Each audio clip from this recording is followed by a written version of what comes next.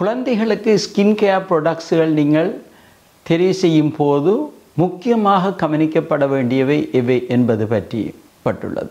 குழந்தை ஒன்று பிறந்து இருக்கின்ற அந்த குழந்தையை நீங்கள் குறைந்தது ஒரு கிழமைக்கு 2 அல்லது 3 தடவை குளிப்பாட்டினால் போதுமானது. முக்கியமாக 1 மாதம் முடியும் வரை இவ்வாறு நீங்கள் செய்யலாம். இல்லை மற்ற சுடு தண்ணியை பாவிக்கப்படாது. எப்போது நகைச்சூட்டளவு இல்லை தண்ணியை பாவிப்பது நல்லது.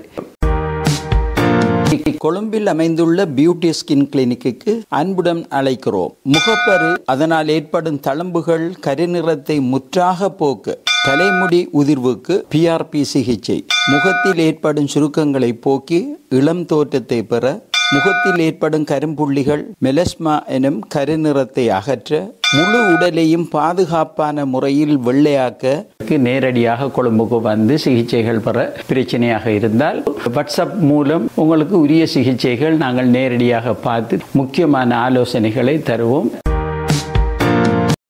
குளிப்பாட்டுறது தான் டெய்லி செய்யக்கூடாது. ஆனால் தினசரி அவங்களுடைய சிறுநீர் போயிருக்கும், மலம் கழித்திருக்கும். ஆகவே அந்த ஏரியாக்களை நீங்கள் தினசரி சுத்தமாக வைத்திருப்பது மிக மிக முக்கியமான படம். மற்றது இதுக்கு பிறகு என்ன செய்வாங்க, சிலர் பவுடர் போடுவாங்க உடல் முழுக்க. அந்த பவுடர் போடுறது தவித்து கொள்வது மிக மிக நல்லது. இந்த குழந்தைக்கு நாங்கள் குளிப்பாட்டத்துக்கு பிறகு ஒரு மாய்ஸ்சரைசர் ஒன்று பாவிக்கிறது நல்லது. ஒரு மனம் அல்லாத ஒரு மிகவும் சாஃப்டான பேபி மாய்ஸ்சரைசர் ஒன்று பாவிப்பது நல்லது. குளிப்பாட்டினதுக்கு பின்னர் அது இருந்து கொள்ளுங்க.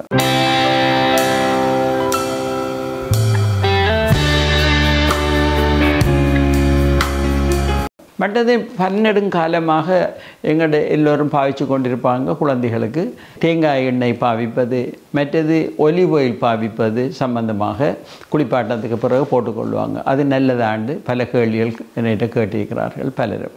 ஆகவே அது மிகவும் நல்லது படுகிறது. மற்றது அடுத்த முக்கியமான விடயம் சூரிய ஒளி படுதல். குழந்தைகளை குறைந்தது 6 மாதம் அளவு வரையும் நேரடி சூரிய ஒளிக்கு நீங்கள் கொண்டு செல்லக்கூடாது. அவ்வாறு கொண்டு சென்றால் சூரிய ஒளியில் காணப்படும் UV ரேடியேஷன்ஸ் நேரடியாக அதில் தோலின் ஊடாக சென்று உள்ளுக்கு டேமேஜ் பண்ணுறதுக்கு ஏதுவாகும். குழந்தையின் நிறத்தையும் அதை மாற்றக்கூடியது. ஆகவே நீங்கள் செய்யக்கூடிய இந்த குழந்தையை வெளியில் கொண்டு போகணும் இருந்தால் ஒரு கேப் கொண்டு போட்டு, மற்றது அது நீளமான கையெல்லாம் மறைக்கக்கூடிய சட்டைகளும் ஒரு காலெல்லாம் மறைக்கக்கூடிய மாதிரி உடைகளை அணிந்து தான் வெளியில் கொண்டு போகலாம்.